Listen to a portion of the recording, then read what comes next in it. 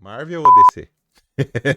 Pô, mas já, dá pra deixar pro final, não. Essa eu preciso, já tá no no programa, pô. Já tá, essa eu preciso já soltar agora, porque já que a gente tá em polêmica, e aí? Tá. Entre Marvel e DC, eu prefiro Dark Horse. Putz.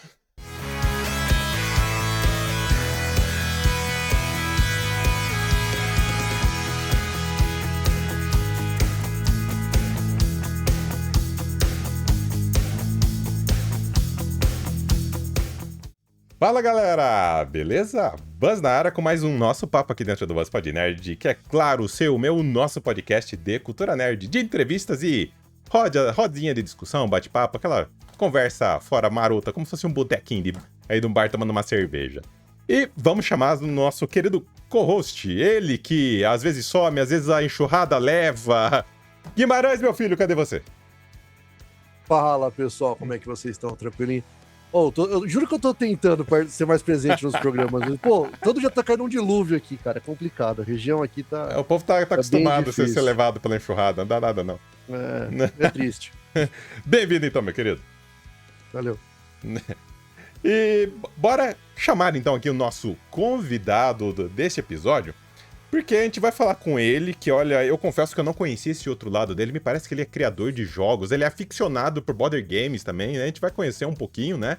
E além disso tudo, desse lado nerdístico dele, ele também é conhecido por tocar músicas de animes e tokusatsu numa banda, olha, fenomenal que a gente acompanha, pelo menos aqui na nossa bolha acompanha faz tempo.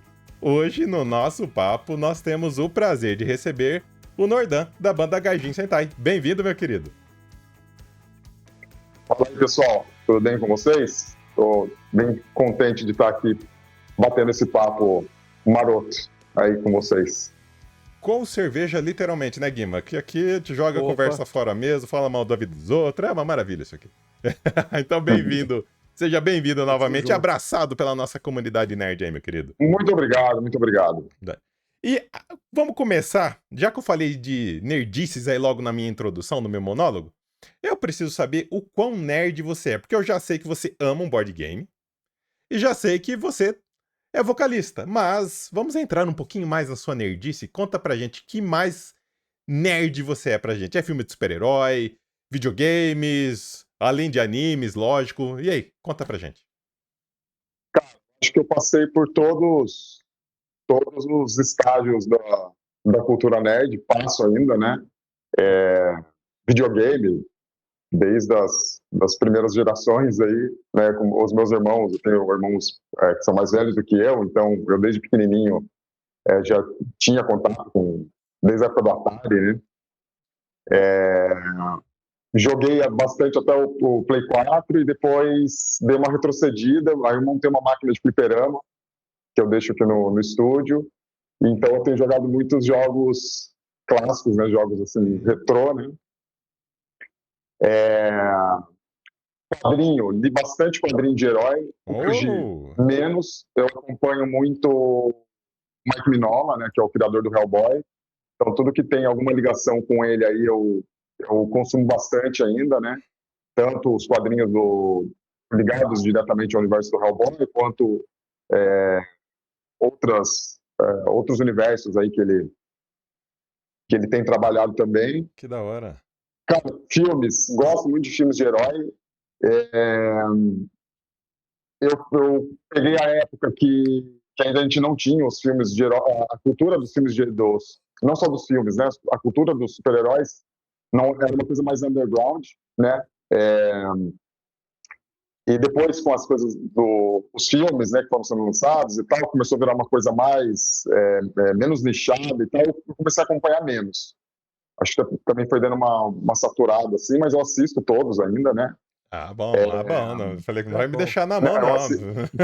Não, assisto todos. Tudo que sai, cara, Marvel, DC, os filmes do Hellboy mesmo, tudo que sai de herói, assim, eu consumo ainda. Mas o meu gênero favorito é terror.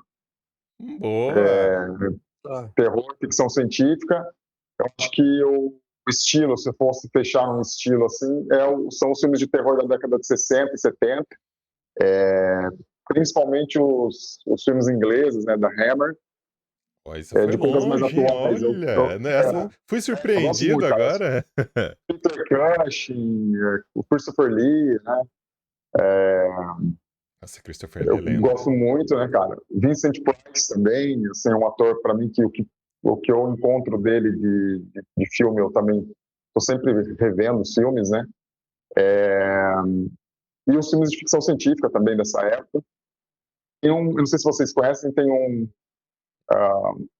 streaming que chama Darkflix, Ah, já ouvi que é falar, um não. Netflix só de filmes de terror e, sobretudo, filmes antigos, né? Então ali, cara, puta, é minha alegria. Cara, É minha alegria. É o lugar onde eu tenho mais consumido filme, através do Darkflix. filme antigo pra mim, de terror, que é clássico, espero, torço de pé junto pra nunca fazerem um remake, nunca. Porque É, vai dar merda se vão fazer, se fizerem. Um Lobisomem Americano em Londres. É meu xodó.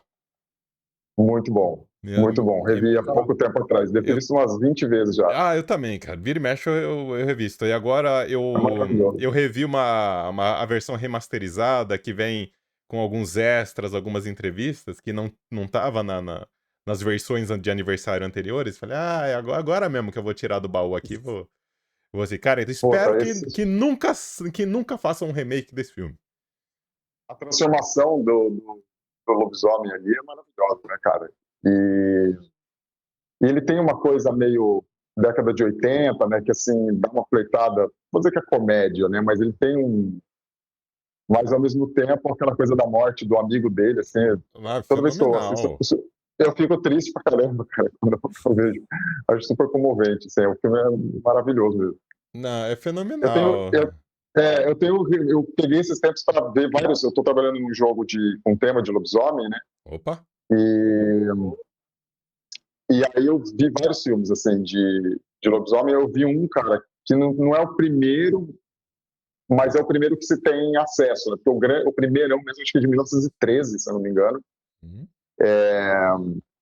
Esse está perdido, né? Esse filme não existe mais, mas tem um que é considerado o primeiro, né? Que a gente tem acesso, que eu achei bem bacana. E vi um outro muito legal também, que é daquela fase clássica dos monstros da Universal, que é o Man, né? Que é o classicão, né? E aí eu vi um que é o Man versus Frankenstein, Meu Deus. que é da década de 50, se não me engano. É maravilhoso. Esse eu não vi Maravilhoso. ainda. E falando nesse filme, você assistiu a nova versão ou não? Eu ainda não vi, por isso que eu tô perguntando. O Benício Del Toro, né? Não, saiu mais uma. Tem mais uma recente? Não. Então acho que eu não vi. Tem uma Não. recente. Verdade, não vi. Sim, tem que ver. Mas a do Benício Del Toro eu gosto bastante, Eu apesar de gosto o pessoal não também. ter. Eu gosto muito, cara. Anthony Hopkins, tem o Hugo Evening, né, cara, que é o policial ali. Emily Blunt, tá? É maravilhoso. Não, E tem essa pegada de filme britânico, assim. Eles mantiveram esse estilo clássico, assim, eu gosto bastante. Eu curti, eu achei uma boa homenagem ao original, cara. Eu não entendi por que da crítica caiu tão pesado assim nela, sei lá. Também não. Eu curti, na minha humilde opinião aqui de nerd, eu curti pra caramba, então, sei lá. Sim. Vai entender. Eu assisto de novo sem problema algum. E Nosferatu, a nova versão, assistiu? Não vi ainda também. Tá não bom. vi, tá na minha lista aqui. Tá na minha lista, preciso assistir. Assista, porque... Eu acabo vendo mais os antigos, os clássicos, assim, então acaba que quando eu tenho os lançamentos, eu deixo passar, acaba passando um pouco da fase do lançamento, vou assistir um pouco mais pra frente. Aproveitar o gancho, já que você está vendo, né, bastante filme de lobisomem ultimamente, houve uma questão tanto quanto polêmica, né, que a gente sempre vê isso daí na internet. Melhor transformação que você viu até agora? De lobisomem? Sou suspeito, né? Então, eu também tenho as minhas. O lobisomem americano em Londres é muito bom. Tem um outro que eu esqueci o nome agora. Que o lobo sai de dentro da boca, né, da pessoa. Assim. Não, é uma série, Hemlock Grove, da Netflix, não é? Não, é um filme. Acho que ele tem 3 filmes, se eu não me engano. Ele já é meio Não, antigo. Acho que o primeiro acho que é dos anos 90, se eu não me engano. Não Não lembro o da nome. Noite, não. Grito de Horror. Acho que é isso. Precisa dar uma pesquisadinha aí. Eu acho que é. E gosto dos clássicos, né, cara? Eu curto muito efeito prático, né, cara? Eu sou um pouco avesso à computação gráfica. Vejo filmes com computação gráfica, mas eu prefiro muito mais um efeito prático, que às vezes é visto como um efeito mais tosco, né, assim, datado, mas me dá uma sensação muito mais bacana. Adoro por stop motion, né? Aqueles filmes filmes de mitologia grega. Agora me fugiu. Tem o Fúria de Titãs, né? E tem um outro mais antigo que é o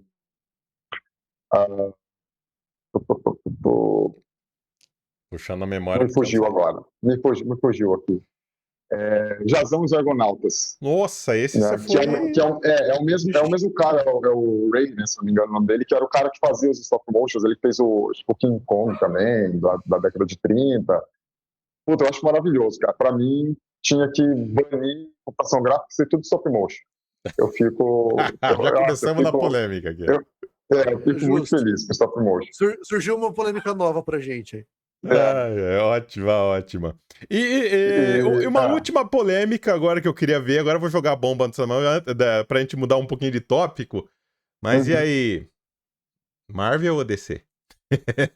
Pô, mas já, dá pra deixar pro final, não. Essa eu preciso, já tá no programa, pô. Já tá, essa eu preciso já soltar agora, porque já que a gente tá em polêmica, e aí? Tá. Entre Marvel e DC, eu prefiro Dark Horse. Putz. Tá, beleza. Caso Hellboy, né, cara? Aí caso McMinola, né? É muito complicado. Cara, mas entre Marvel e DC, assim... Vamos colocar de outra maneira. Os filmes que você assiste atualmente, é mais Marvel ou mais DC? Pronto. Pra te dar uma colher de chá. Cara, os filmes, eu acho que no montante, assim, os meus filmes favoritos de herói, e assim, um dos meus heróis favoritos é o Batman, né? Gosto muito da versão do Christopher Nolan, que eu acho um puta filme. Não é a minha versão do Batman favorita, né? O Chris Bailey é um puta ator, mas não é a minha versão do Batman favorita. Mas eu acho um baita filme. É um filme tão bom que se você tirar o Batman, o filme continua bom, né? Ele não depende do herói ali pra... Se fosse um filme do Comissário Gordon ali, já seria um baita filme.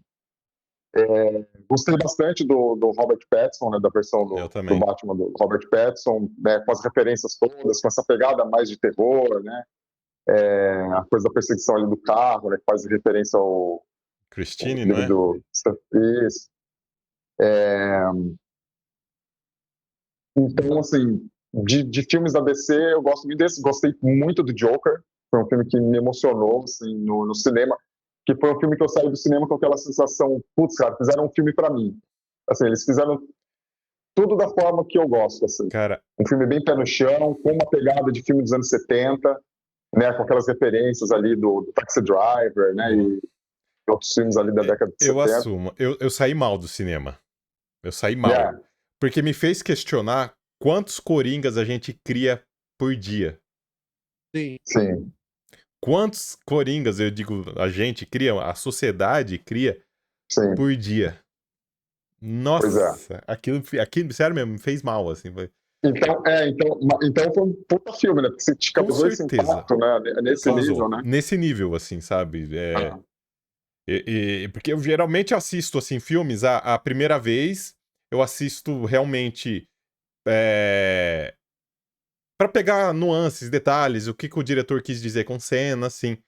Só que esse, eu fiquei tão imersivo na história que eu tive que assistir 3 vezes o filme pra eu me satisfazer com esses outros detalhes que eu curto. Assim, sabe? Sim, eu também.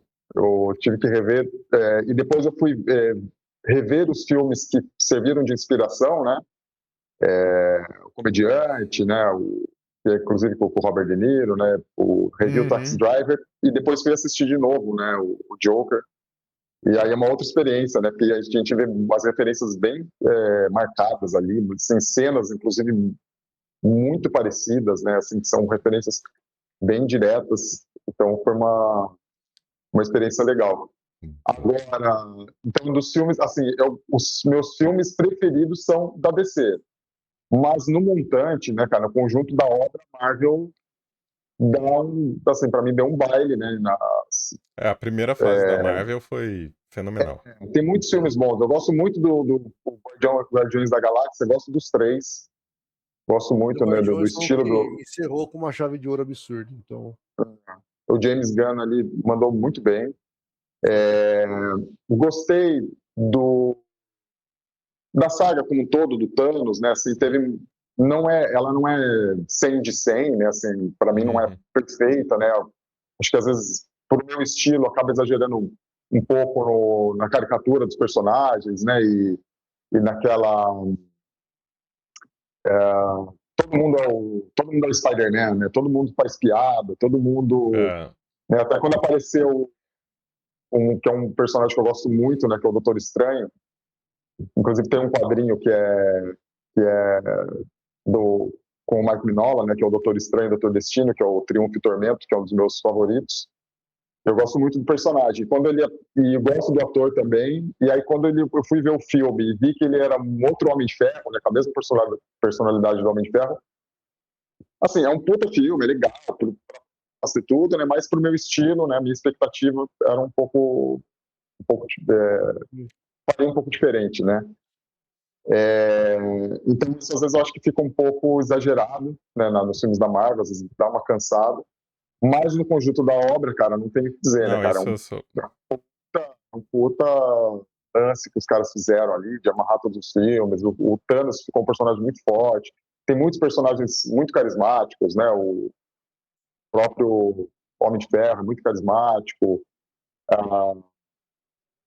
Tem muitos bons momentos ali, muitos acertos, né? Então, com certeza. Gosto bastante.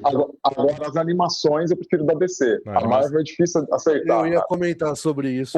As animações da Marvel, sim, pra mim, tem lá a série a animação lá dos anos 90 do X-Men, que é legal, mas ficou meio datada, né? Assim, dá pra rever e tal. Depois teve agora. A Homem-Aranha dos anos 90 também é muito boa. Mas assim. Os dois da Marvel que eu gosto bastante, aquele que é o Hulk versus Wolverine, Hulk versus Thor. Achei que eles mandaram bem ali. Mas no montante também, os da DC, assim que eu assistia, todos que eu assisti da DC, assim, os caras acertaram 100% em todos. Aí nos últimos tempos, teve uns que eu achei um pouco mais fraquinhos, assim, mas de modo geral, gosto muito, cara. Olha. Das animações da DC. Boa! Agora, quero puxar um assunto aqui que eu confesso que eu fiquei bem surpreendido, porque eu, sendo bem transparente, eu conheci você pela banda. Até aí, acho que uma boa parte da galera que também vem daqui do podcast pode conhecer também. Mas daí, que história é essa de você tem esse lado de criador de jogos? Que história é essa? Explica um pouquinho pra quem não conhece esse seu outro lado aí. Eu não sei se o público de vocês acompanha esse universo dos jogos de tabuleiro que a gente chama de modernos, né? Que são jogos, só para contextualizar. Antigamente, os jogos que a gente está acostumado a jogar, né, o grande público, né, são jogos da década de 50, década de 40, que é o Monopoly, né, que aqui no Brasil saiu a versão do Banco Imobiliário, o Risk, que é o War, né. Então, são jogos todos muito antigos, né, e eram jogos que eram feitos dentro de uma... Não eram jogos autorais, vamos dizer assim, eram jogos feitos dentro de uma corporação, né? E aí depois, na década de 80, na década de 80, começou um movimento forte, principalmente na Europa, dos autores, dos criadores de jogos, falando, não, eu acho que a gente pode fazer jogos talvez mais nichados, né? Mas jogos mais autorais, né? Inovar em algumas questões e virou como se fossem livros, né? O livro, você tem um livro ali, tem o nome do autor na capa, né? E os jogos modernos vieram com essa proposta de você ter ali o jogo e ter o nome do autor na capa. E aí daí surgiram mecânicas novas, né? Propostas novas, jogos com dinâmicos, mais estratégicos, né? Começou a crescer, né? Esses elementos começaram a haver um terreno fértil aí dentro com esses autores, né? Que estavam propondo com essa proposta aí. E aí começaram a surgir jogos desse estilo, então tem os bem clássicos, né? Que é o Catan, Carcassonne, né? Que são os mais conhecidos. Depois, um pouco mais recente, o Ticket to Ride, né? Inclusive aparece, acho que no Big Bang Theory aparece o Ticket to Ride, no South Park aparece, né? E aí é isso. E depois, no Brasil, nos anos já 2000 e pouco, teve um boom, né, desses jogos. Eu acho que o Zombicide talvez tenha sido o principal responsável aí por esse boom aqui no Brasil. E eu jogava, quando era criança, eu jogava RPG, né? Acho que bastante gente conhece o Hero Quest, Dragon Quest. Aliás, que na verdade, esses eram board games. Eu jogava RPG, que era GURPS, e jogava jogos de tabuleiro que eram mais ou menos nesse universo desses temas de fantasia medieval, que era o Hero Quest e o Dragon Quest. E depois de um tempo eu acabei só conhecia esses jogos, fui perdendo um pouco, entrei mais na onda dos videogames e tal. E aí depois, com essa coisa do Zombicide, esse boom que deu no Brasil, passei a conhecer esses jogos modernos, me interessar e comecei a criar os meus próprios jogos, né? Então eu fiz o meu primeiro jogo, que é o Deep Six, né, que tá aqui atrás, saiu pela Buró, né? Foi o primeiro jogo que eu criei.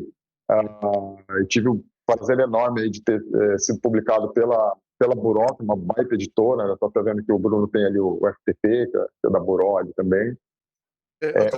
Só um gancho rapidinho. Você comentou do Carcassonne, temos Carcassonne também. Aí, ó, tá vendo?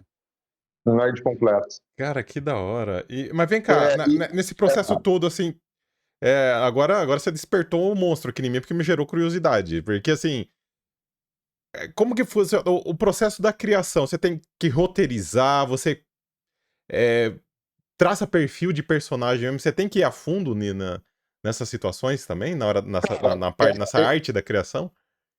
Essa parte também é uma das que eu acho que mais fascinantes assim, do processo de criação de jogos, porque você tem inúmeros caminhos, né? E eu tenho um estilo mais ou menos definido, né? Normalmente eu penso em um sentimento que eu quero passar com o jogo,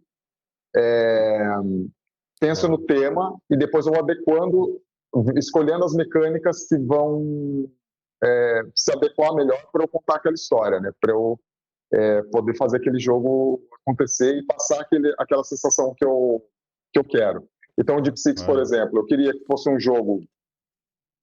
Assim, meus jogos, quase todos, se não todos, eles têm um tema de terror, ou pelo menos ficção científica, eles estão sempre ali esbarrando, né? Até o próprio jogo do Chapolin tem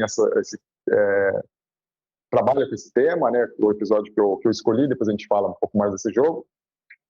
E aí eu pensei nessa sensação que eu queria, e daí, a partir daí eu falei, eu quero um jogo que seja rápido, um pouco mais rápido que os jogos que eu tava desse estilo, que dão uma sensação de aventura, né? E os jogos que eu estava acostumado a jogar um pouco mais longos. Fosse um jogo com regras enxutas, né? E a partir daí eu comecei a criar o jogo, né? E aí veio essa mecânica da porta, né? Que o Deep Six é uma estação... Ele é um jogo que ele está esgotado, ele é out of print, né? Ele está fora já de catálogo, né? Mas ele ainda... As pessoas conseguem encontrar em algumas lojas. Ele é uma estação submarina e você tem que...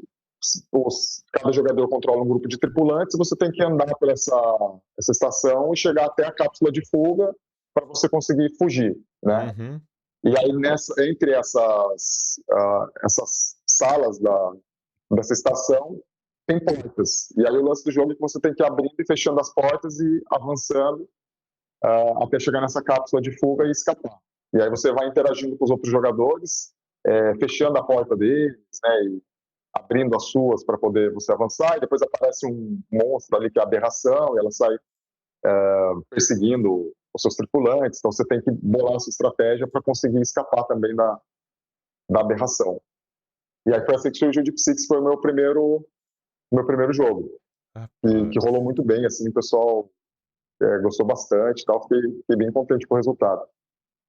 Mas aí tem outros processos, né, cara? Às vezes, que já aconteceu comigo, por exemplo, é de passarem para mim os componentes. Então eu fiz o Mind Invaders, né, que é o meu último lançamento até então, que saiu pela Bucaneiros, né? Ele é o jogo de número 10, né, da Bucaneiros Collection. E foi uma encomenda em São Paulo, que é o maior evento aí mensal de jogos de tabuleiro do Brasil.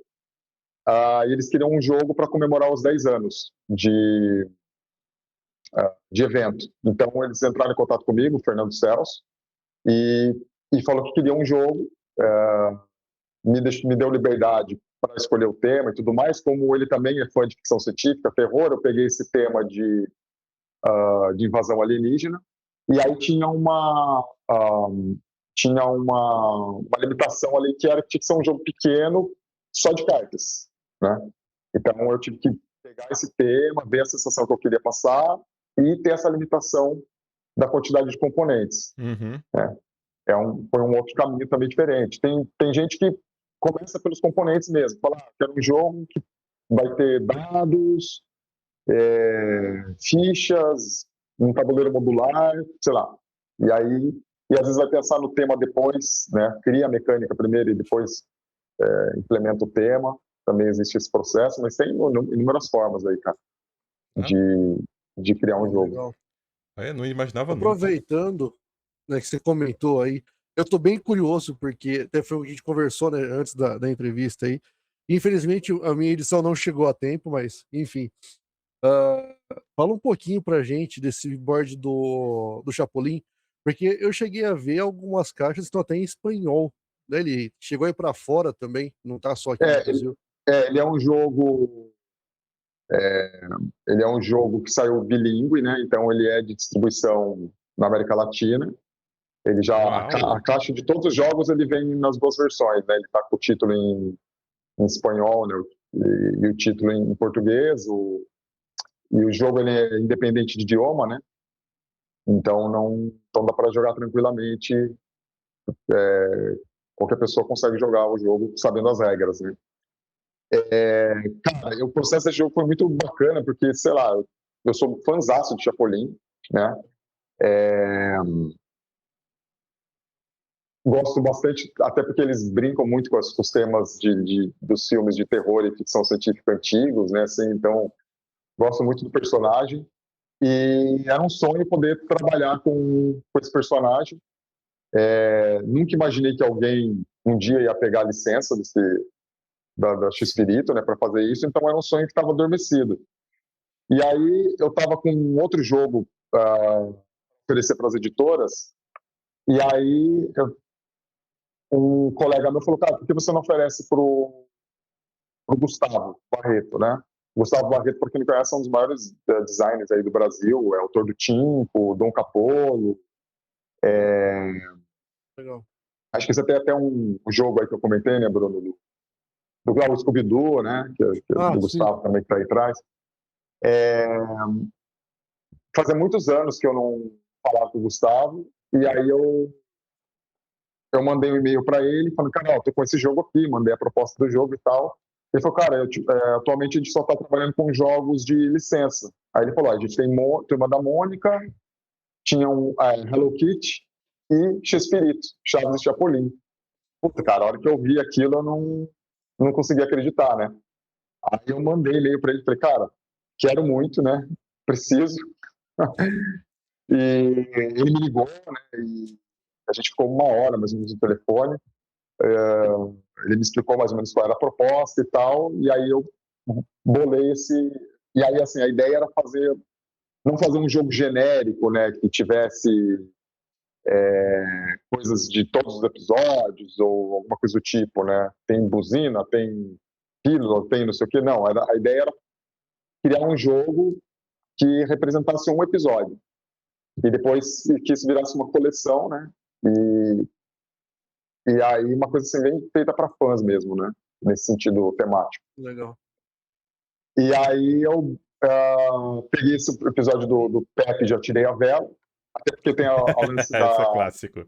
o lance da porta, né? Que eu gosto muito dessa coisa da mecânica das portas, que no primeiro jogo tem o Deep Six, e aí como o episódio do Pepe, o Pepe já tirei a vela, não sei se vocês lembram, ele tinha um inventor, né? Que era o Ramon, né? Que fazia o ator do Seu Madruga, e ele tinha vários inventos, e um dos inventos dele era uma porta automática. Então, quando você... Aquela coisa bem de filme de terror antigo, né? Ele tirava a vela, a porta abria, colocava a vela, a porta fechava, né? E aí tem um momento que ele tira a vela e a porta não abre.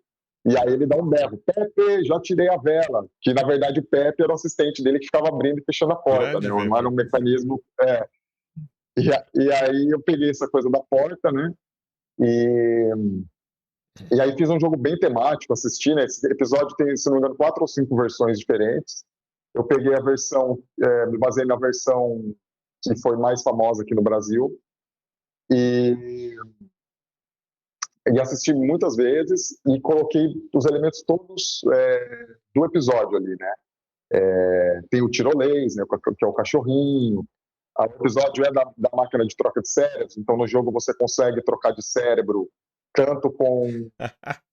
porque assim, no jogo, nós somos... No episódio, os cientistas vão assistir uma apresentação do inventor, o inventor começa a falar de vários inventos dele, e em determinado momento ele fala da máquina de troca de cérebros, e ele fala que faz testes humanos, aí os cientistas ficam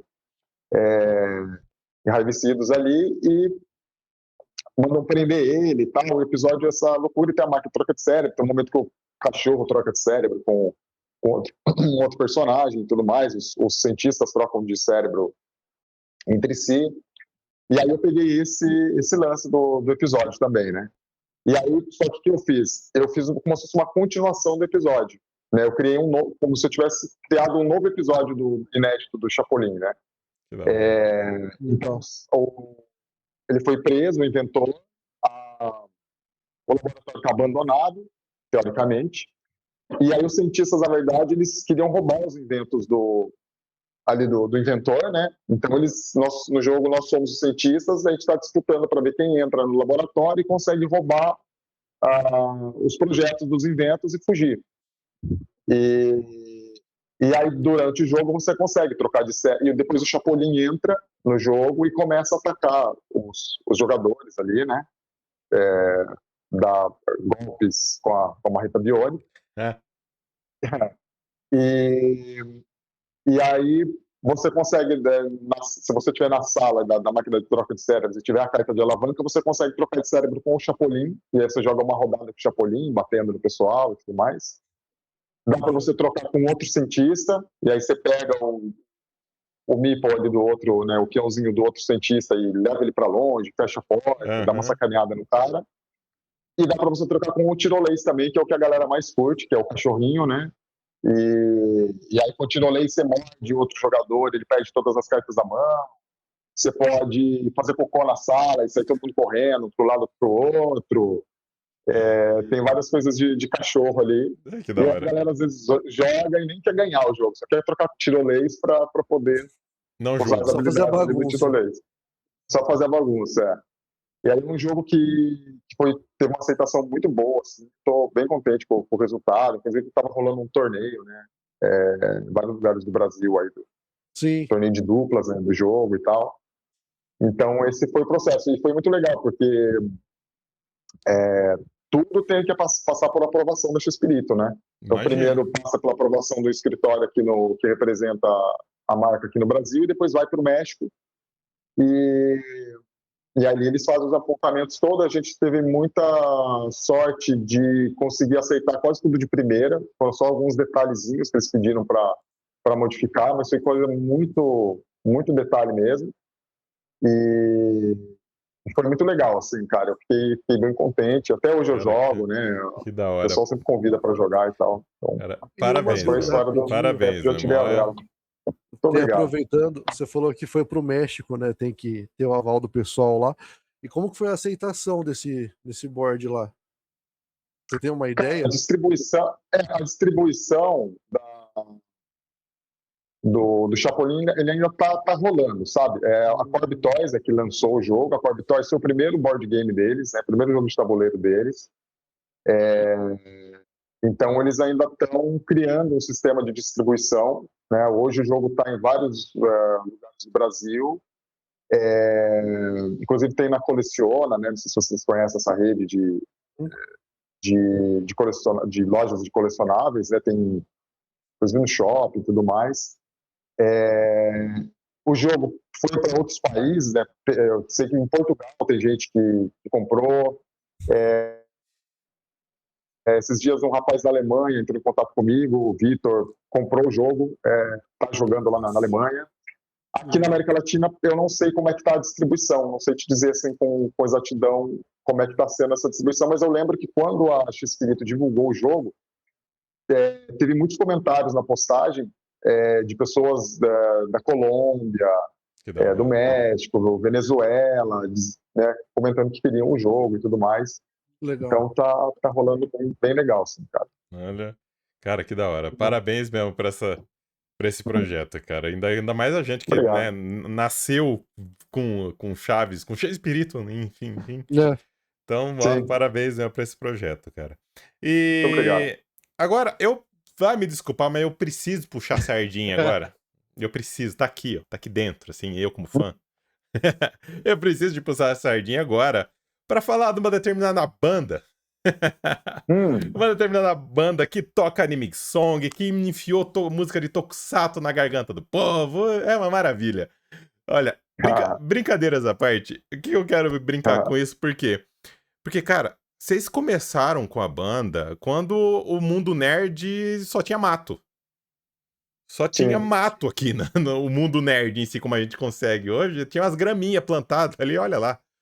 E como que foi nessa época, né, que vocês iniciaram com a Gaijin, tocar essas músicas, assim, e querendo ou não, depois veio um sucesso que acabou levando vocês aí pra N lugares aí, mundo afora. Como que foi, então, esse início aí? O pessoal entendia a proposta, não entendia? Como que é? Cara, eu já tinha banda, né? Tinha banda de heavy metal, né? Já tive uma banda aqui em Caraguatatuba, depois tive uma banda lá em Mogi das Cruzes de uma ou duas bandas lá de metal.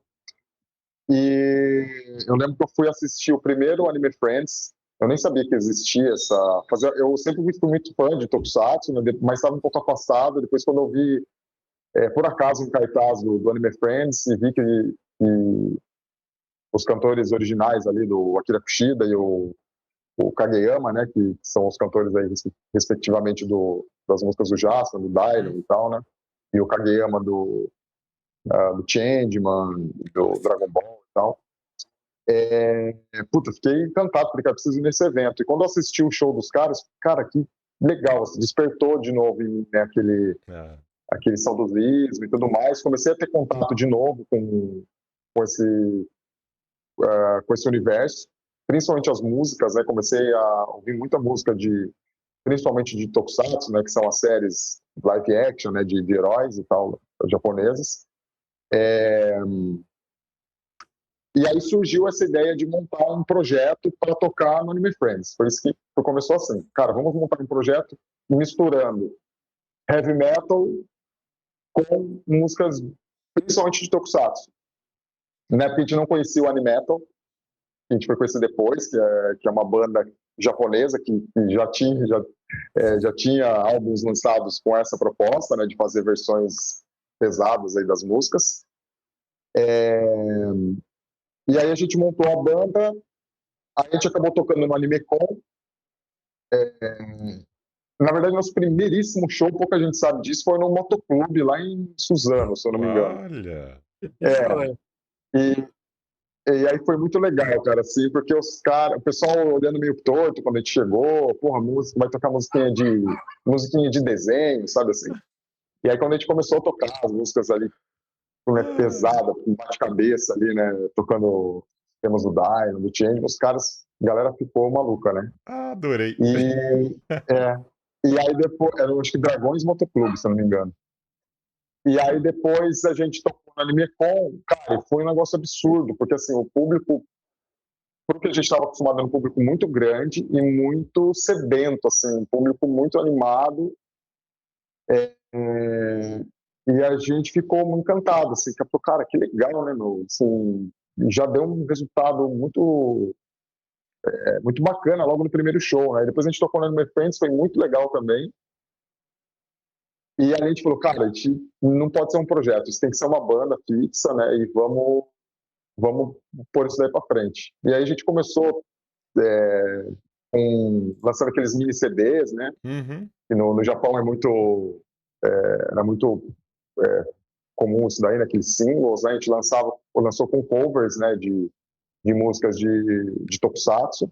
E aí nosso diferencial dos grupos que tinham na época, né, eu não me lembro de todos, mas eu lembro que tinha um que era famoso na época, né, dentro do estilo, que era o Kiss of the Light, que a gente tocava músicas de Tokusatsu. E aí a galera do Tokusatsu se sentia muito representada, né, assim, então, puta, cara, o pessoal ficava muito contente, lá, puta, que legal, e a gente tocava umas coisas, assim, uns temas diferentes, sabe, não só as aberturas, né, tocava uns temas incidentais, né, tocava músicas instrumentais também do Jasper e tudo mais. E não só as famosas, né? Não só os carro-chefe, né? Não só aquelas mais. A gente tinha essa pegada, né, underground dentro do Tokusatsu. Além de ser Tokusatsu, né, ainda tinha aqui. E aí a gente começou a fazer vários shows. Fizemos um show especial com só músicas do Jaspion. Foi muito legal. Acho que foi no Ressaca Friends, se eu não me engano. E aí a banda começou a crescer, cara. Mas o início foi esse, né? E depois, eu não sei se você quer fazer outras perguntas, se você quiser eu já embalo e conto o resto da história aí. Já vamos continuando aí. Eu tô curioso pra saber da história do Japão, cara, porque imagina, você tá aqui Japão, vamos chegar lá. Do outro lado do mundo, você monta a banda, aqui tá rolando, de repente você vai pra terra do negócio. Sim. Cara, eu acho que acho que pra mim eu ia zerar a vida. Foi um lance assim, daquelas coisas, sabe, tipo, escrever um livro, plantar uma árvore, criar um board game e tocar no Japão, né? Check, né? Perfeito. E aí puta, pra mim foi uma emoção muito grande, né, cara? E pra chegar nisso, né, eu vou voltar um pouco, a gente acabou conhecendo o Eiji Sakamoto, que é o vocalista do Animetal, né? E aí a gente começou a gravar um disco. E eu falei, cara, eu vou mandar um e-mail pro Eiji. Ele colocou um e-mail, ele autografou. Eu tenho até hoje aqui, tá plastificado. Encontrei até, bater uma foto e mandar para ele. Então, autógrafo do Kageyama, autógrafo do Eiji e tal. E ele colocou o e-mail dele ali. Aí eu falei, cara, eu vou mandar um e-mail para ele. Falei, olha, a gente tá começando a gravar nosso primeiro álbum, né? Queria né, cara, uma dica aí, sei lá, cara, uma luz, aí, um tostão da sua sabedoria. E ele falou, cara, eu quero participar com vocês, quero estar junto no projeto. Putz, cara. Aí foi uma loucura, porque eu era super fã do cara, né? Eu tinha visto o show, então, consumia pra caramba os álbuns e tudo mais. Ele é um cara, assim, pra quem não conhece, ele também foi do Anthem, que é uma banda classicona japonesa de heavy metal, né? Ele foi da formação original do Jump Project, né? Que era o Kageyama, não vou lembrar todo mundo, o Eizo, Ichiro Mizuki, né, que faleceu, acho que foi no ano passado, ano retrasado, que é um monstro sagrado, né, do de Tokusatsu, de anime. E o Eizo fez parte dessa formação, então ele é um cara super, assim, né, com o Animetal ele gravou um tema eles fizeram um tema pro Samurai X, né, Ai, amo. Então, pô, o cara falar que queria estar junto ali, né, pra gente foi super emocionante. Nossa. E aí, cara, a gente gravou um single, né? Um single não, um EP com 4 músicas. E depois a gente ganhou um edital, cara, do governo do estado, que é o PROAC, não sei se vocês conhecem. E foi muito louco, porque você espera, sei lá, que vai ter MPB, cara, vai ter, sei lá, música mais popular, né, cara? E a gente ficou, acho que em 14º lugar de, sei lá, 500 projetos, com uma banda tocando heavy metal em japonês. E, Que da hora. pô, isso aí foi um negócio muito bacana, que foi um selo, né, cara, de aprovação, assim, fora do nicho, né? Então, pra gente foi muito bacana. E aí a gente gravou esse disco com a participação do Eizo. E, puta, é um disco que até hoje a galera vem conversar comigo e falar sobre esse álbum, né? Porque é um álbum só com músicas originais, todas cantadas em japonês, misturando tokusatsu com heavy metal, mas também colocando música, influência de música japonesa tradicional. Então tem taiko, tem shamisen, tem shakuhachi, e música brasileira. Então tem instrumentos ali de percussão, né? De maracatu e tudo mais. Inclusive a música, que eu acho que é a música principal que é uma das que o Eizo canta também, a gente criou 2 personagens, né? Que é o Sam Rider, que é o personagem japonês, e o Jaguatimen, né, que é o homem Jaguatirica. E aí eu interpreto o Jaguatimen e o Eizo interpreta o Sam Rider. Então nessa música a gente misturou as 2 coisas. Então tem um embate de taiko com maracatu, tudo é muito legal, cara. Até hoje eu escuto com bastante orgulho, né? E esse álbum foi super bem, né, cara, assim, deu uma repercussão muito boa, né, a gente, nessa época, assim, foi muito legal, a gente saiu em capa de jornal, da Folha de São Paulo, deu uma entrevista na NHK, que é o canal japonês, assim, foi uma fase muito boa, né, cara. Rapaz. E aí, cara, aí depois a gente conheceu o Robert Regonati, que é um produtor que está, sei lá, 30 anos lá no Japão, e ele trabalha com artistas japoneses, mas ele é brasileiro. Ele já conhecia nosso trabalho, e eu fui falar do álbum, que a gente queria tentar distribuir no Japão, então ele falou, cara, se vocês querem começar um projeto novo, um álbum novo, tal, vocês vêm gravar aqui no Japão, no meu estúdio. E aí a gente começou o segundo álbum, que é o Transformação, e que a ideia é um álbum que ele veio com uma proposta diferente, que é um álbum, apesar de ter sido gravado no Japão, um álbum quase todo cantado em português, com um estilo um pouco mais direto, né? Um pouco mais, apesar das influências, a gente tem as batidas ali de baião, tal, misturado com metal, mas um estilo um pouco mais acessível, vamos dizer assim.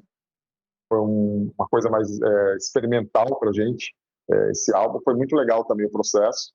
Desse álbum saiu o clipe Transformação, que é um clipe feito todo estilo anime, né? Tá no YouTube, quem tiver curiosidade, só procurar lá Gaijin Sentai Transformação. Muito bom, por sinal. Obrigado. E aí a gente foi a gente foi gravar lá e fizemos alguns shows lá, fizemos show em Tóquio, foi muito legal, foi um show no dia do Halloween, então foi um festival, e aí tinham várias bandas, aí todo mundo maquiado, né, cara pintada e tudo mais, tinha um maquiador ali que ia fazendo maquiagem na galera, e tocamos lá em Kanazawa também, que é onde fica o estúdio, né, da produtora. E também foi muito bom, cara, assim, a receptividade da galera foi muito legal e deu um medinho, né? Imagino, mas mesmo assim. Mas foi muito bom, cara, foi muito bom, assim, deixou muita saudade, a gente teve muita vontade de voltar pra lá, em breve. Que experiência, cara, e nossa, de novo, tem que elogiar aqui, de novo, parabéns, cara, de novo, isso só mostra o resultado. Fala, Fih. E aí, eu te dar um comentário. Desculpa aí. Se for experiência, só pra falar de uma rapidinho, você imagina você ter um festival de rock na tua cidade, essa turma vir tocar, e do nada você olhar, tem um mosh feito com abertura de Death Note. Eu gravei isso, foi a coisa mais maravilhosa do mundo, gente. Vocês não têm ideia do que é isso. Gente, que legal. Até onde vai, a gente sempre toca, né? Toca essa música no encerramento de show. A Zetsubou Billy. Na WhatsApp People, cara, a galera sempre se quebra, assim, até em festival de anime, né? A gente tocou recentemente no Iberanime lá em Portugal. A galera lá tudo, né? Não é o pessoal do metal, assim, né? O pessoal vestido de cosplay e tal. E, puta, o pessoal. E aí eu pulo no meio da galera. É um momento mais. Aí abro rola com a galera, legal pra caramba. Pra caramba. Meu querido, a gente tá indo agora pra reta final do nosso programa. E pra reta final aqui, a gente tem algumas perguntinhas diferenciadas pra fazer pra você do quadro Papo Rápido. Desculpa te cortar. Tinha mais uma coisinha só que eu queria. Opa, duas coisas que eu queria comentar, cara. Manda. Aí depois, se você quiser cortar essa parte que eu tô te cortando. Manda, aqui é tudo sem corte. Não, dos desdobramentos, eu acho legal pra quem não. Eu sei que o pod de vocês tá bombando, né? Então, eu sei que também vai ter muita gente que não conhece, né, o trabalho da banda e tal. Eu também trabalho como. Eu queria aproveitar essa oportunidade, né? Então, assim, complementando o lance da Gaijin, né? Tiveram desdobramentos depois, que foi, a gente fez um show com a Rika Matsumoto, que é a voz original do Ash, do Pokémon, né? Ela que cantou todas as aberturas do Pokémon. A gente fez um show com ela, e ela é cantora de Kamen Rider. Então a gente fez um show, assim, pesadão com ela, e foi uma experiência muito legal. E depois a gente teve começou uma parceria também com a Yumi Matsuzawa, que é a cantora dos Cavaleiros do Zodíaco original lá no Japão, né? E a gente lançou um single com ela, que é a DeLorean.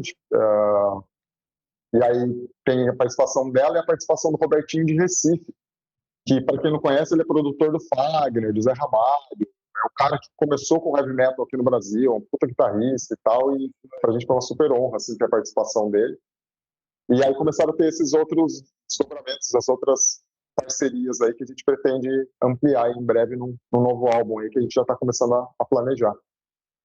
Nossa, Informação fresquinha, hein? Com cerveja. E do board game, cara, que eu preciso falar aqui, senão o pessoal me mata depois.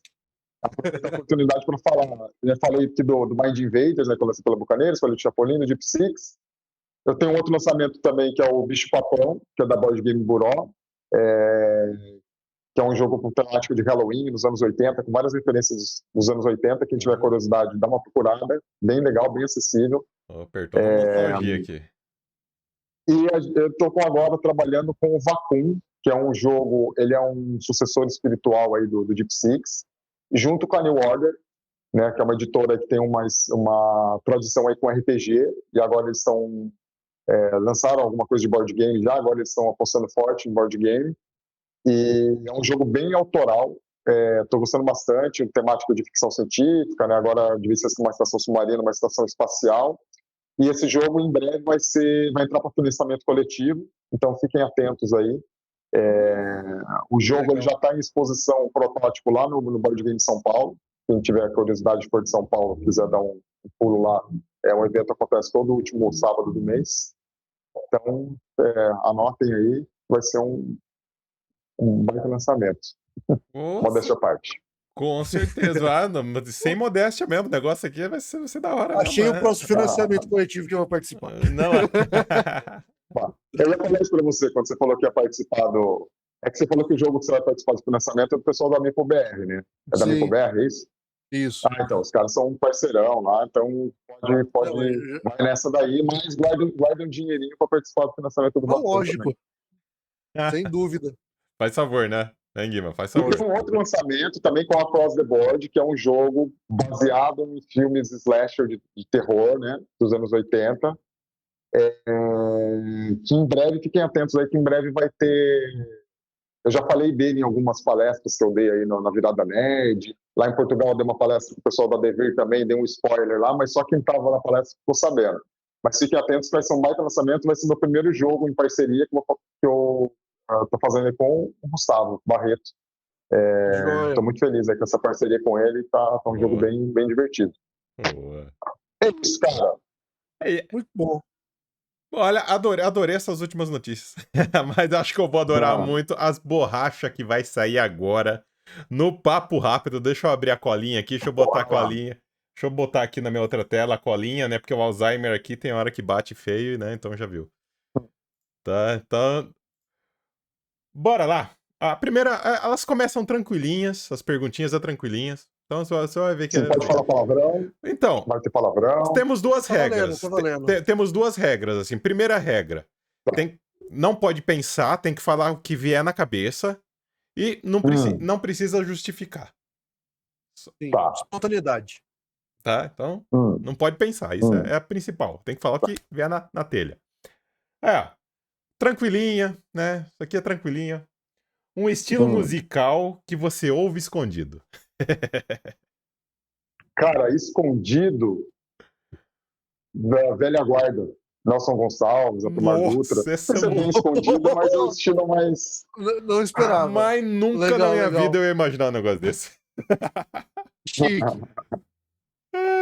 Ó, vamos pro próximo. Já cantei, inclusive, numa apresentação, uma música do Atomar Dutra. Disse que tem Ficava uma do vídeo disso. Pantera e depois incomodou o Atomar Dutra.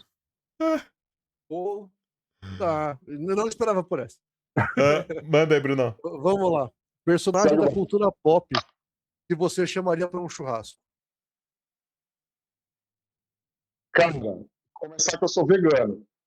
Então, se for um churrasco vegano, com espetinho de tofu... Tá valendo, é churrasco. Um negócio assim, cara, então teria que ser um personagem vegano, cara. Eu acho que eu chamaria uma turma, chamaria o Mutano do Jovens Titãs, podia chamar o Popeye, que considera vegano, a Lisa Simpson. Eu ia chamar uma turma aí, de personagem Spock. Também. Boa.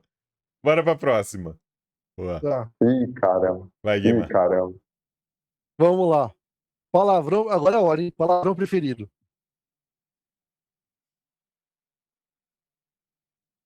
Tá pensando. Travou, Bruno. O palavrão preferido. Um palavrão preferido. Um palavrão preferido? Catapimbas. Puto. Tá. Cara... Não vou nem perguntar. Tá. Não vou perguntar. Não tem justificativa. Não pode dar justificativa. Estou decepcionado. O cara é vegano, o cara não gosta de Capitão América. Não, é que... Cara, na Capitão América a gente também não gosta muito, não. Mas a questão é assim, eu fiquei pensando na seguinte situação. Bate o dedinho. É o que você mais fala. Bate o dedinho, puta merda. Agora assim. Puta merda. Agora tá no nível normal, então. Não é meu preferido. O puta merda é o que eu mais uso. Mas o meu preferido é o catapimbas, que eu acho que sempre tira um sorriso das pessoas. Boa. Bora pra próxima. Camiseta velha. Vira pijama ou pano de chão? Não, cara. Nem pijama, nem pano de chão, cara. Eu uso as camisetas até elas desfazerem, cara. Até elas perderem completamente a integridade molecular delas. A coisa mais deliciosa que tem é você usar uma camiseta que já tá semi-transparente. Se eu fizer isso, eu durmo no sofá. Realmente. Não, jamais, cara. Jamais. Camiseta, cara. Quando é pra me vestir bem, aqui pra participar de um programa distinto aí como o de vocês, venho alinhadinho, mas, cara, o resto do momento, eu sou caiçara, cara, eu sou da praia, então, cara, descalço, camiseta surrada, e é isso aí, cara. Vamos lá, quebrou um pote da sua mãe. Você assume a culpa ou põe a culpa no gato? Cara, como eu sou a favor dos animais, cara, então eu assumo a culpa. Mas se for pra colocar a culpa numa pessoa, eu coloco a culpa na pessoa. Justo. Bora lá. Pra aquecer a voz antes do show. Chá de gengibre ou um whiskão? Cara, eu não bebo, então chá de gengibre. Eu tô dando uma dentro hoje. Praticamente a reação do Saulo tá maravilhosa. Eu tô acertando uma hoje. Praticamente um vulcano, cara. É isso aí. Vou até beber água. O Saulo tá indo bem hoje, vamos lá. Tá ótimo. Essa daqui tá mais pra uma dúvida, mas eu acho que vale a pena. Vamos lá. Cantar em japonês. Entende tudo que tá cantando ou decorou a fonética no osso? Cara, eu não falava japonês, né? Ainda não falo. Assim, eu fiz aula, né, de japonês e tudo mais, consigo me comunicar, dar um bom dia, boa tarde, boa noite, comprar alguma coisa no no mercadinho lá. Mas as frases das músicas eu sei, né? Que são frases que não dá para usar muito no dia a dia, né? Que, vou defender a galáxia e essas coisas de música de Tokusatsu, né?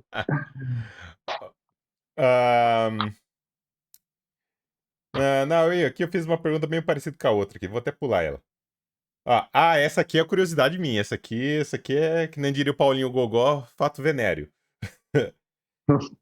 Músicas do Jiraiya ou Jaspion, qual das duas faz você perder a voz quando a galera canta junto? De tanto que eles gritam. Não, Jaspion é sempre mais popular, né, cara? Então, essa cobre... Eu jurava que era do Jiraiya. Né? Não, a Jiraiya também tem um pessoal curte, mas acho que o Jaspion foi mais famoso aqui no Brasil, né? Então, isso é verdade. Então, acaba que a galera se identifica mais aí. Inclusive, eu tenho uma curiosidade com o Jiraiya, que quando a gente fez um show no Anime Friends, lá no Rio, e depois a gente veio para São Paulo e os artistas vieram todos juntos, né?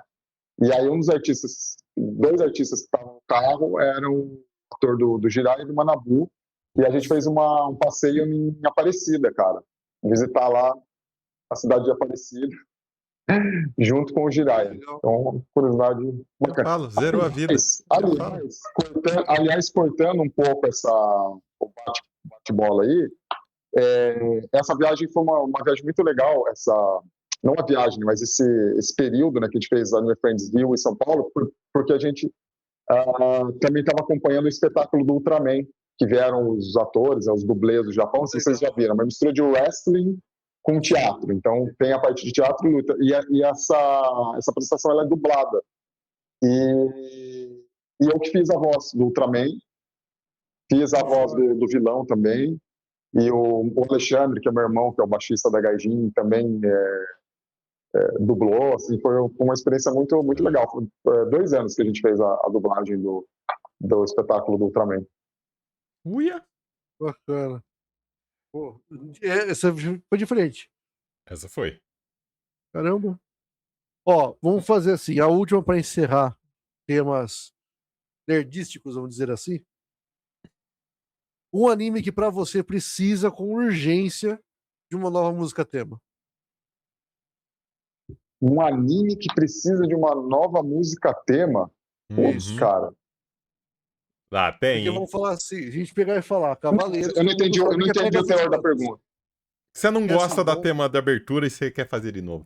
Não gosto do tema da abertura. Então vai. Putz, cara. Você faria um novo tema. Vocês são muito negativos, né, cara? Quem que vocês matariam na privada? Que música que vocês não gostam, são um cara mais positivo. Aí vocês me pegam. Cara...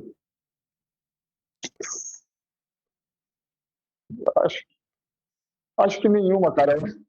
Eu penso assim, cara, é arte, né, cara? E a arte, ela conta uma história, né, cara, de um período, é um retrato do momento, é uma expressão do artista, né? Então, acho que todo tipo de arte, cara, é válida, né? Todo tipo de arte conta uma história e, como eu disse, faz um retrato daquele momento, né, cara? Então, não sei, eu acho que todos os temas são válidos aí. Boa. Agora a gente vai pra reta final com perguntas clássicas, aquelas que definem caráter. Ou quase. Ou quase. Feijão, por cima ou por debaixo do arroz? Cara, obviamente feijão por cima, né, cara? Tem que ser um psicopata. Finalmente uma dentro. Não, cara, feijão ele espalha no prato, não tem o menor sentido. O máximo que eu aceito tem um restaurante vegano, Lariveg, lá em Ribeirão Preto, que é a cidade da André, minha namorada. Do lado nosso aqui. Então, eu vi, cara, código 16. Que cidade que vocês estão aí? Eu era de Ribeirão, vim, agora tô em Minas, mas a cidade que eu moro aqui é literalmente a primeira cidade na fronteira. Chama São Sebastião do Paraíso. Eu tô em Araraquara e Matão, então continuo na região aqui, não tá muito fora. Que legal. Estamos no pezinho ali. Tiver em Ribeirão, avisa pra... Vocês têm que ir lá, cara, visitar a Feira Veg, cara. A André fez uma das maiores feiras veganas do Brasil, que tem uma área de jogos de tabuleiro free ali pra galera chegar, sentar ali e jogar com monitoria e tudo mais. Aí, da hora.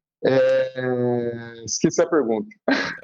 Não, você comentou já. Agora já foi. Você já respondeu feijão. Já A questão do do feijão. Feijão, não falar no Lariveg. O máximo que eu aceito é o quê? A Lariveg, o que eles fazem? Eles fazem uma barreira de arroz no meio do prato e põem o feijão de um lado e a mistura do outro. Aí eu topo.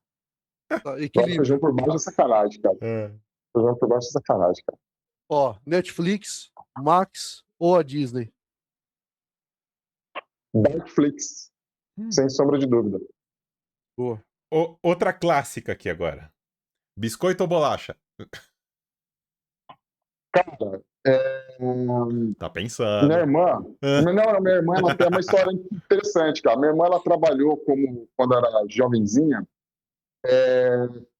como promotora, sabe, de mercado, que ficou oferecendo coisas para o pessoal experimentar. Isso há 40 anos atrás, sei lá. E na época ela teve um treinamento e ela explicou que bolacha e biscoito são duas coisas diferentes, cara, que depende do processo de produção do alimento. E daí ele vai ser definido como bolacha e como biscoito. Então, quando eu tô comendo bolacha, é bolacha, cara. Quando é biscoito, é biscoito. Não, você não vai ficar... Você vai falar. O que mais você usa? Cara, eu costumo comer... Eu não como quase bolacha, nem biscoito, cara. Biscoito de polvilho, então eu como mais biscoito. Mas não, se é biscoito de polvilho, é biscoito. Aceito. Agora, biscoito cream cracker, pra mim, é bolacha cream cracker. Bolacha de sal. Não sei, cara. Acho que metade do mundo tá equivocado. Ó, vamos pra última aí. Essa aqui eu acho que vai ter um peso um pouquinho exagerado, mas vamos lá. Todd ou Nescau? Putz, cara, não sei se atualmente algum deles é vegano, cara. Então acho que eu iria de ovo maltine. O ovo maltine, acho que atualmente ele é vegano. Então tem que ser ovo maltine. E agora a última. A última é pra você completar a frase. Tá tranquilinho. Essa aqui eu deixo você pensar mesmo. Essa aqui é dessa aqui. Tá. Eu pensei nas outras, já ferrei o rolê de vocês todos. Já ferrei o rolê todo de vocês. Saiu totalmente fora do que vocês queriam. Bora lá. Agora é coração aberto. Agora é coração aberto mesmo. O Nordan é?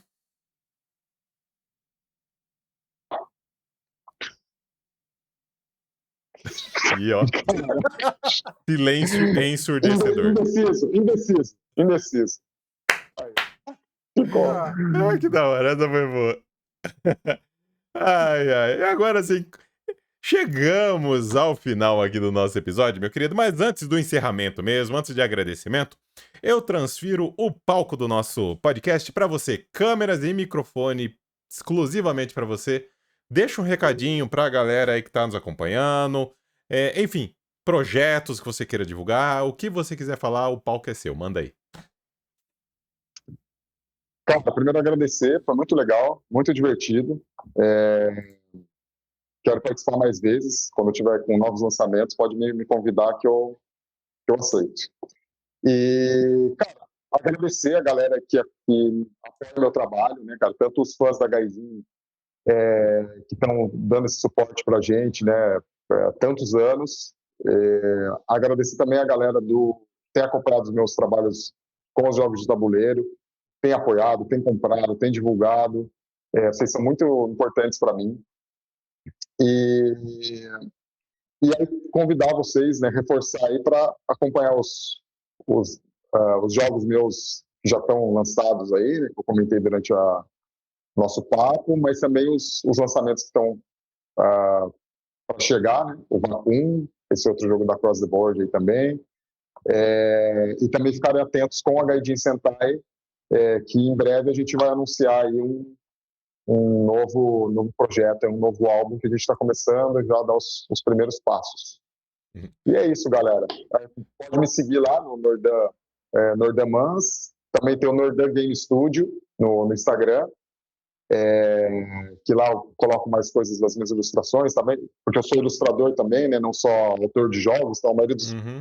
não sei o primeiro jogo, o resto dos jogos meus eu que ilustro, e eu ilustro jogos de outros autores também, ilustro RPG, fiz Old Dragon, né, ilustrei o Unmatched, né, que é um jogo que tá super famoso aí, eu fiz um personagem lá para o Unmatched também, então acompanha lá no Nordan Studios, Nordan Game Studios, né, minhas ilustrações e os meus jogos, e a Gaijin Sentai também, lá no Instagram. E é isso, galera. Muito obrigado. Fechou. E Muito aí? bom. Agora sim, meu querido, adorei esse papo com você, adorei essas curiosidades, as novidades, no caso, pra mim, porque eu não conhecia esse seu outro lado, adorei, e claro, gratidão, novamente, de você ter aceitado aí bater esse papo com a gente, tá? Sim. Muito obrigado, cara. Gratidão mesmo. Senhor Guima, gratidão pra você também, que sei que fez o meio de campo. Sou meio suspeito que cresci escutando essa turma, então sou grande fã. Agora, de uns tempos pra cá, comecei a parte de board também, acompanho o trabalho, então o Saulo mesmo viu a alegria que eu tava quando você aceitou participar aqui com a gente, então eu agradeço Te muito. mando uns Cara. prints no grupo do WhatsApp, sabe? Mas enfim, o público também tá aqui com a gente, tá reforçando que a ideia que eu tive quando, né, foi fazer esse convite, a gente começar a mostrar um pouco do que a gente tem aqui no Brasil. Né, que querendo ou não, a gente tem uma galera muito boa aqui no país que desenvolve os jogos que a gente pode pegar e apoiar também. Então, é isso. Obrigadão, gente, e até o próximo programa. E claro, eu preciso agradecer a vocês que ficaram até o final do programa. Não nos segue ainda nas redes sociais? Está aqui na tela, @BansPodNerd. Se inscreva também em nossos canais, no seu agregador de podcast predileto, eu tenho certeza que nós estamos, e estamos presentes também no YouTube. Então, dá uma forcinha pra gente, se inscreve nos nossos canais, nos siga nas nossas redes sociais. E claro, se não preciso falar, senão o Marcelão fica bravo comigo, visitem o nosso blog www.banspodnerd.com.br. Beleza, galerinha? Fiquem bem. Exato. Continue nos acompanhando e, como eu sempre digo, nós vamos ficando por aqui. Fiquem bem e até a próxima. Tchau, Valeu. tchau. Valeu.